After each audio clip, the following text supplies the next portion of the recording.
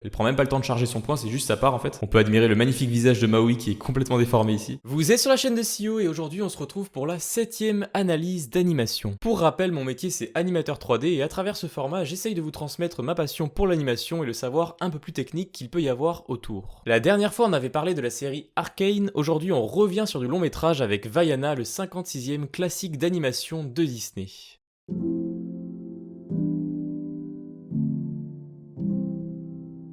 Pour ce 7ème épisode, j'ai choisi Vaiana parce qu'il va permettre d'aborder pas mal de nouvelles choses qu'on n'a pas encore vues dans les précédentes analyses d'animation.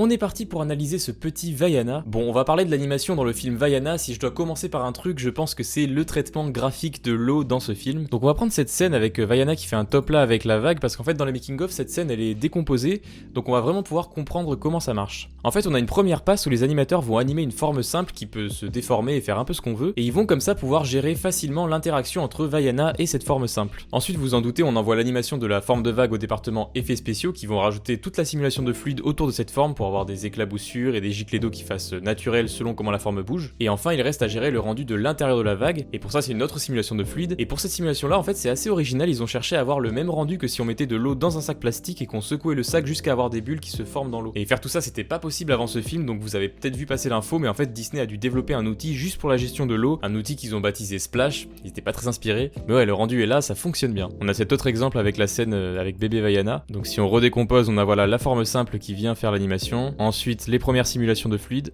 et enfin le rendu final avec toutes les simulations qui s'accordent bien. C'est vraiment chouette. Et alors après, par rapport à cette forme simple, je pense qu'elle est un peu animée comme des tentacules, on pourrait dire, hein. Ça fait un peu tentacule de poulpe. Il y a un autre exemple aussi avec Vaiana qui est carrément dans la vague. Après, vous dire dans le détail comment ça se passe niveau FX, ça je pourrais pas trop parce que c'est plus trop mon département. Moi je suis surtout animation, mais ouais, ils ont bien géré, hein, clairement. Comment vous le dire, c'est pour vous les hommes. Alors, autre élément caractéristique de ce film qu'on retrouve dans plusieurs Disney, c'est que ça chante beaucoup. Donc on va un peu analyser la séquence de la musique pour les hommes, qui est pour beaucoup, je pense, la meilleure chanson de ce film. Moi c'est ma préférée en tout cas. Alors on a cette idée assez marrante d'un mini Maui qui bouge dans les tatouages de Maui. Donc pour ça en fait il y a une équipe d'animateurs 2D qui s'en est occupée, qui n'est bien sûr pas la même que les animateurs 3D. Et ça a été un des grands challenges de ce film parce qu'en fait pour toutes les scènes où on a ce mini Maui, il fallait que les deux équipes d'animation 2D et 3D réussissent à se synchroniser pour que les rythmes des deux Maui correspondent. Donc les deux animations se sont faites en simultané dans la production. En fait les animateurs 2D pouvaient pas juste se lancer et faire leur animation comme ça sans se poser de questions, parce que si je prends ne serait-ce que ce plan par exemple, on a voilà Maui qui pose son bras ici. Il faut qu'ils connaissent cet angle de vue, ce cadrage et tout, parce que sinon l'animation 2D ne rendra pas bien, ça rendra pas joli selon comment ils ont préparé le truc. Même par exemple, on peut imaginer les passages où le mini Maui se déplace sur le torse de Maui. Suffit que le gros Maui se tourne par exemple complètement dans une direction, mais l'animation elle va plus du tout marcher si on la fait d'une certaine façon et pas d'une autre. Donc il faut réfléchir tout ça un petit peu en même temps et c'est assez complexe. Alors après, concernant l'animation du mini Maui, en fait ces expressions faciales ont été pensées pour que ça soit lisible très rapidement, puisque voilà on est vraiment sur du petit dessin et tout, donc il faut juste en quelques traits comprendre ce qui se passe. Donc on voit quand il sourit, ça prend toute sa tête, hein. Voilà, quand ça dézoome et qu'on repasse sur le gros Maui, on voit encore le mini Maui, les forces qui s'exercent sont bien claires même de loin. Alors j'avais vu dans les making-of que pour Maui, en fait les animateurs avaient de très nombreux contrôles pour gérer ses muscles, et en fait ça permet vraiment de modeler le personnage un peu comme on veut, comme un chewing-gum un peu. Et comme ça on peut vraiment venir accentuer la moindre torsion de son corps, ça fonctionne bien. Ensuite on passe dans des plans avec des fonds comme ça, avec des motifs. Il y a cette petite scène là où il attrape la chauve-souris et il en fait un ballon de basket. C'est une action qui va très très vite, donc celle-là elle mérite d'être repassée un petit peu image par image. En fait c'est marrant, quand on regarde image par image, on voit vraiment que tout ce qu'il fait avec ses mains, c'est juste de les lâcher, les écarter, puis les reposer. Il vient même pas spécialement façonner sa boule, c'est vraiment juste ses mains s'écartent, il les remet et hop, c'est devenu une boule bien compacte. On voit qu'il y a quand même ce geste de main qui glisse pour donner un petit peu le côté accélération d'un coup pour que ça tourne et que ça fasse quand même la boule. Et ce qui fonctionne bien avec cette boule de chauve-souris aussi, c'est que vu qu'elle a plein de yeux, les yeux peuvent se déformer en fait et vraiment s'exorbiter le temps de quelques secondes parce qu'ils subissent un gros écrasement, donc ça fait bien ressortir le côté c'est hyper malléable comme un ballon de basket. Donc voilà ce que je disais avec les muscles, hein, à chaque fois il peut faire ressortir tous les muscles qu'il veut. Alors là il lui passe plein de petits objets dans une espèce de carton, on pourrait dire. Ces objets, je pense ça reste de l'animation 3D, hein. Je pense que c'est juste des objets vraiment très fins qui sont presque comme des planes en 2D, mais ça reste quand même géré par l'animateur 3D à mon avis. Et ouais, non, super musique avec vraiment cette interaction avec le mini Maui, très bonne idée. Alors ça a pas l'air d'être le cas ici, mais souvent pour l'animation d'une scène de chanson, les animateurs ils passent par une première version avec juste des formes en volume très simples pour marquer le timing bien synchro avec la musique. Dans un premier temps, ils appellent ça la sphere pass. On va le voir sur une autre scène ici avec le coq. Donc voilà, c'est vraiment une passe pas très jolie avec juste des formes très très simples, mais qui permet comme ça de disposer vraiment les personnages dans l'espace et qui soient bien calés sur le rythme de la musique. On reparlera de Hey Hey là, ce petit coq, il est assez marrant. Sous un tapis de lumière de la mer Alors pour la suite, j'ai pensé à quelque chose, c'est que je vous sors tout le temps le mot référence dans ce format, mais vous savez quoi, cette fois je vais carrément vous montrer les animateurs qui se filment pour faire leurs références. Donc c'est bien sûr le cas de la scène qu'on vient de voir, l'animateur s'est enregistré pour faire sa petite danse, mais c'est le cas en fait pour beaucoup d'autres scènes. Donc voilà, on a cette scène par exemple avec le bébé tortue qui va s'éloigner du rivage avec bébé Vaiana, et du coup bébé Vaiana est joué par l'animateur en question qui est pas du tout un bébé, ou du moins un gros bébé on va dire. Donc là vraiment il s'enregistre en ayant dans l'esprit qu'il doit jouer un bébé vraiment. Donc voilà, on sent vraiment qu'il lance un petit peu ses bras un peu au hasard, qu'il a une perte d'équilibre en même temps, ses mouvements ils sont pas bien maîtrisés. On voit vraiment qu'il a essayé de s'imprégner de l'esprit je suis un bébé, je maîtrise pas trop mes gestes. Et on remarquera qu'il est entouré de miroirs comme ça quand il fait son acting, donc ça bien sûr c'est pour avoir tous les angles de vue de son corps vu qu'on travaille en 3D. Donc voilà, comme ça quand je vous parle de référence, vous savez vraiment ce qui se cache derrière. Alors autre scène de chanson, ici ce qui est intéressant c'est que Vaiana chante en même temps qu'elle court, donc il y a un jeu de rythme où ses foulées doivent matcher avec le tempo et les accentuations de la musique. Ça se remarque bien sur ce passage là par exemple, elle vient de faire son pas, et hop, en l'air, c'est le moment où elle donne son accentuation de voix qui correspond bien à la chanson. Et pareil, là, quand elle reva vers le bas du sol, elle en profite pour aller chercher un petit peu sa nouvelle intonation pour la suite. Donc tout ça est bien réfléchi en amont, sûrement encore avec une surpasse comme on montrait pour le coq. Et pour les chansons, du coup, c'est pareil, les animateurs se filment des fois même en train de chanter la chanson pour bien choper les intonations à renforcer. Et voilà, maintenant pour toutes les chansons Disney que vous entendrez, vous saurez qu'il y a des adultes derrière qui doivent s'enregistrer en train de chanter la chanson. Il est là, son hameçon. Alors pour continuer encore dans les références, un autre petit moment marrant c'est le coup de poing que Vaiana envoie dans la tête de Maui dans cette scène. Donc pour ce shot là en fait il y a encore une fois tout plein de références qui rentrent en jeu. L'animateur ici a regardé des vidéos de têtes qui se font puncher en slow motion. Ça c'est vraiment le genre de références qui sont intéressantes pour bien voir comment ça se passe image par image. Et ici ce qui est frappant, sans mauvais jeu de mots, c'est qu'en fait son corps reste complètement immobile ici alors que sa tête elle part déjà complètement à droite. Donc vraiment toute la puissance passe dans la tête et le corps il la prend pas tellement finalement cette puissance. Il va prendre la puissance qu'à la fin par réaction en chaîne. Donc c'est typiquement le genre de référence intéressante, mais c'est pas la seule ici, parce que du coup l'animateur a précisé qu'il a aussi regardé ce prank qui permet de voir comment réagit quelqu'un qui envoie un coup de poing sans réfléchir une seule seconde comme ça, juste à l'instinct.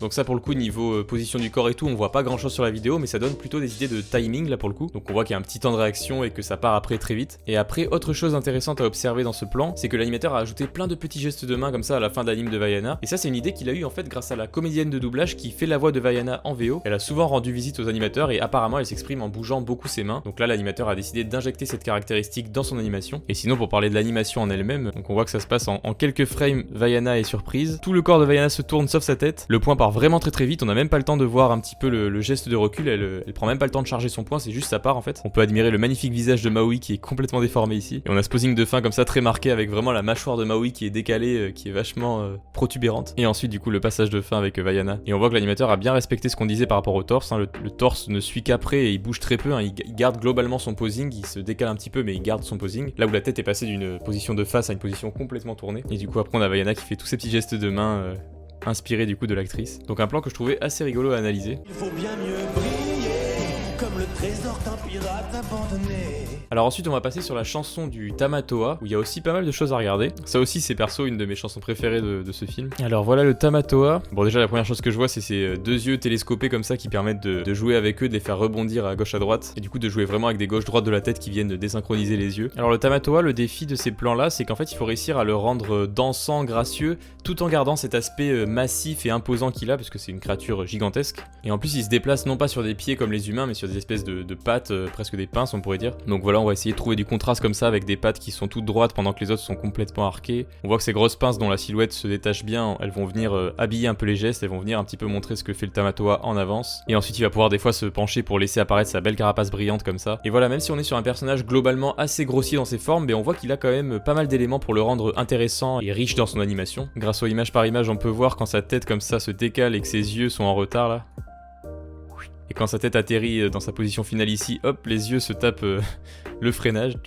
Alors après, entrée en scène de Maui, ça va permettre de parler un petit peu des transformations de Maui, parce qu'il va faire quelques transformations dans cette scène. Donc là, il joue avec son crochet. On vient amorcer la transformation avec un grand geste comme ça, hyper rapide. On voit que l'animateur a pris soin de bien faire ressortir ses deux épaules, parce que sa première transformation, c'est un poisson avec les deux nageoires comme ça. Donc il y a un rappel visuel qui reste bien à l'écran comme ça. Donc ensuite, le poisson saute dans les airs. Il prend un certain posing comme ça, avec ses nageoires vers le bas. Ce qui fait qu'à l'arrivée de la transformation, mais le requin il a le même posing. On voit aussi comment ça se fait dans la transition, c'est que le requin il a un gonflement-dégonflement comme ça. Ça rappelle un petit peu les multiplications du bébé qu'on avait vu dans Les Indestructibles 2. Donc voilà, le lézard il a le même posing aussi. Là aussi la transition, le lézard tourne sa tête vers l'avant Et hop, le renne il a sa tête vers l'avant aussi.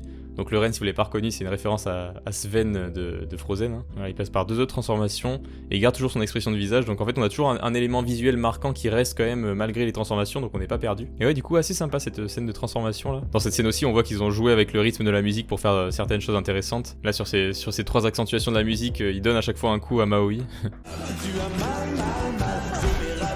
Du coup, il arrive à détacher Maui du crochet en 3 fois. Voilà, il y a plein de petites idées de rythme comme ça. Et à la fin, ils se sont pas mal amusés niveau lighting et compositing parce que du coup, le Tamatoa passe en mode nuit, on peut dire. Mais ouais, c'est une très intéressante la celle du Tamatoa, j'ai beaucoup aimé. Ne t'inquiète pas, je suis là. Va sauver le monde. Alors ensuite, petite scène technique, on va parler des contraintes en animation. Donc en fait, j'ai récupéré ce qu'avait dit l'animateur de ce shot qui s'appelle Nicolas Protaïs, qui est un Français en plus. Et il explique que ce shot a été pour lui un des plus techniques et des plus difficiles qu'il a eu à animer, parce qu'en fait, il y a plein d'histoires de contraintes compliquées. Alors qu'est-ce que c'est une contrainte? Je vais vous expliquer. En fait, le terme contrainte, on l'utilise dès que les personnages doivent interagir avec des objets. C'est-à-dire qu'imaginons, j'ai mon personnage, je veux lui mettre une gourde dans la main. Bah en fait, pour faire comprendre ça au logiciel, on vient mettre une contrainte entre la gourde et la main pour lui dire que dès que je bouge ma main, ça bouge en même temps la gourde. Donc là, vous vous dites c'est normal, ma main elle tient la gourde, donc ça doit bouger dans tous les cas. Et en fait, si je mets la contrainte et que la gourde n'est pas dans la main, ça va quand même bouger, ça va prendre toutes les translations de la main, tout pareil. Donc c'est pour ça que quand on fait une contrainte, il faut bien sûr que la main soit bien refermée sur l'objet et tout pour qu'on ait vraiment l'illusion que ça tient l'objet, alors que bien sûr c'est artificiel, hein. C'est du coup juste le logiciel qui comprend que dès que la main bouge, ça entraîne avec elle l'objet. Donc ça c'est la contrainte la plus simple, hein. C'est un personnage qui tient un objet. Mais du coup dans ce plan là en fait on a bien plus compliqué que ça parce que là du coup on a d'abord le crochet qui est dans la main de Maui et Maui qui est lui-même contraint sur le bateau. Il y a déjà 2 contraintes. Sauf qu'en fait une fois que Maui tire avec son crochet, et à ce moment là qu'est-ce qui se passe? On doit inverser la chaîne de contraintes parce que maintenant le crochet il bougera plus avec la main de Maui, le crochet maintenant il est plutôt accroché au bateau justement. Alors que Maui lui il sera entraîné par le crochet. Donc en fait on inverse les contraintes, c'est Maui qui se fait contraindre par le crochet. C'est un peu compliqué à expliquer mais je pense que vous avez l'idée. Donc Maui vole autour du bateau, il atterrit et ensuite qu'est-ce qui se passe dans ce court laps de temps? On a le crochet qui est de nouveau contraint à la main de Maui, la main gauche. Et il passe dans l'autre main, donc il la contraint ensuite à la main droite, avec Maui qui revient en contrainte sur le bateau, parce qu'il l'avait quitté entre temps vu qu'il était dans les airs. Sauf que, en même temps que tout ça se passe, qu'est-ce qu'on a? On a Vaiana qui est elle-même contrainte au bateau. Et c'est là où ça a rendu ce plan très compliqué, parce que l'animateur explique qu'à chaque fois qu'il devait ajuster le timing de son animation, donc à chaque fois qu'il devait changer un petit truc dans le crochet ou Maui ou quoi, ça bougeait tout du coup, ça bougeait le bateau et Vaiana, et donc il devait tout refaire un petit peu dans les animations. Donc vous imaginez un petit peu le bazar que c'est. Donc ça vous donne un peu une idée de comment on gère les contraintes, c'est vraiment un aspect assez technique de l'animation, mais qu'on utilise dès qu'il y a des objets, hein, tout simplement. Et là pour le coup c'est un jeu avec 4-5 contraintes différentes à la fois qui rend le plan assez compliqué et la moindre modif en fait va en réaction générer plein de problèmes derrière. Donc c'est le genre de plan très compliqué à gérer. Parfois les qualités ne sont pas visibles au premier abord. Alors avant qu'on aborde la dernière grosse scène de ma sélection, fallait qu'on reparle un petit peu de Hey Hey là, ce fameux poulet crétin. Je trouve que les animateurs ont vraiment fait un gros travail sur ce personnage parce qu'il est vraiment crétin à sa manière, c'est vraiment cool. En fait il a plusieurs caractéristiques qui permettent de le rendre débile comme il est, c'est que déjà il est presque tout le temps en perte d'équilibre. Ensuite on a ses yeux qui sont complètement fous, hein, qui regardent dans 2 directions complètement aléatoires. Et en plus ses yeux sont traités vraiment comme presque des billes vides qui sont là juste à titre de présence, mais qui ne servent même pas vraiment de yeux qui peuvent voir des choses quoi. Et en fait il y a vraiment cette idée que son corps mène un peu sa propre vie et puis les pattes adviennent que pourra, elles vont suivre ou elles vont pas suivre selon ce qui se passe. Donc ouais, très très drôle, Hey Hey. Et alors en plus, petite anecdote sur cette scène, c'est que le cochon qui est à côté là, qui s'appelle Pois, il devait pas être présent à la base dans cette scène. En fait c'est l'animateur qui, sans en parler à personne, a pris la liberté de l'ajouter et de l'animer entièrement parce qu'il trouvait qu'il y avait pas assez de scènes avec Pois dans le film. Et ouais, je trouve qu'il a vraiment bien géré le côté spectateur perplexe qui assiste au crétin qui est à côté de lui. Et justement d'avoir ce cochon qui reste tout sage à côté, ça renforce encore plus le contraste avec Hey Hey qui passe d'autant plus pour un gros débile. Donc ouais, félicitations à l'animateur parce qu'il a réussi à imposer un petit peu son truc. Et puis il faut se dire que ça a passé tout plein d'étapes de validation chez Disney, donc c'est vraiment qu'ils ont aimé l'idée et c'est très cool. Mais voilà, c'est le petit secret de cette scène, c'est que Pois ne devait pas être présent à la base dans cette scène.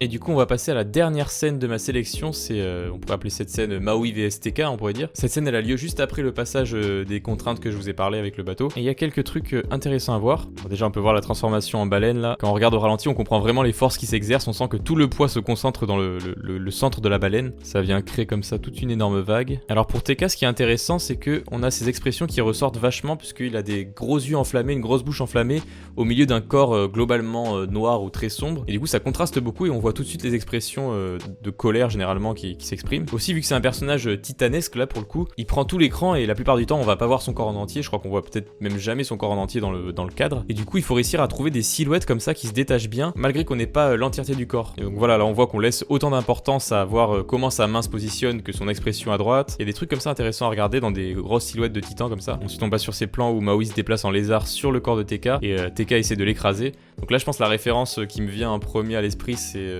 quand t'as un moustique sur toi que t'essaies de le claquer. Et c'est vraiment intéressant quand ils ont choisi de cadrer ça en mode très centré sur le petit Maui et ça permet de rendre encore plus le côté géant. Maui est vraiment réduit à l'état d'insecte sur le corps du titan. Et alors autre transformation, ça a l'air assez bien fait aussi. On voit qu'il se transforme et que c'est le crochet qui est encore brillant pour vraiment faire ressortir le crochet et qu'on voit qu'il l'a récupéré. Bon on y revient toujours, le stretch and squash, on voit que les petites jambes de Maui ici elles sont vachement allongées pour bien qu'on comprenne qu'il va atterrir sur le bras. Il tranche le bras. Hop. Alors ce passage avec le requin aussi est assez intéressant. En fait il y a eu plusieurs versions de l'acting avec le requin. Il y avait une version où il devait carrément le narguer comme ça en dansant avec sa tête de requin. Et donc c'est assez marrant de voir encore une fois le genre d'acting que ça peut donner. Ah, le métier d'animateur c'est sérieux hein. Ça vous donne une idée de ce qu'on aurait pu avoir dans le film. Et du coup après ça a été changé pour quelque chose de plus sobre où vraiment juste il le nargue en faisant bouger sa tête. Ça reste assez drôle parce que du coup une tête de requin ils ont joué avec le côté rebondissant un petit peu de la forme. D'ailleurs ça permet de voir sur ces plans de making of que la main est vraiment un objet à part. Là pour le coup TK devait être modélisé sans la main de base et ils ont rajouté la main comme objet à part. Ça permet de mieux marquer la séparation de la main du reste du bras. Mais ouais c'est encore une très bonne scène en tout cas de Vaiana. Et on sent vraiment le côté je trouve boss final un petit peu puisque c'est vraiment ils affrontent vraiment un titan. TK c'est littéralement une île hein, en fait donc c'est vraiment le boss final quoi. Et du coup ça conclut bien le film je trouve. Et nous voilà arrivés au bout de cette 7ème analyse d'animation. J'espère qu'elle vous a plu, j'avais vu passer un commentaire qui demandait une analyse sur Vaiana et ça m'intriguait bien de voir comment ils avaient géré l'eau, tout ça. J'ai essayé ici de rentrer un peu plus dans le détail sur des aspects un peu techniques comme les contraintes par exemple. Vous me direz en commentaire si ça vous a perdu ou si au contraire vous aimez bien quand on rentre un petit peu dans des trucs un peu plus complexes. Tu peux d'ailleurs à ton tour suggérer en commentaire les prochaines œuvres dont tu aimerais voir une analyse d'animation. Pour me soutenir c'est simple, tu peux t'abonner à cette chaîne et me suivre sur mes réseaux. On se retrouve comme d'habitude d'ici 2 semaines pour une nouvelle vidéo. Sur ce, c'était Sio, ciao, à la prochaine.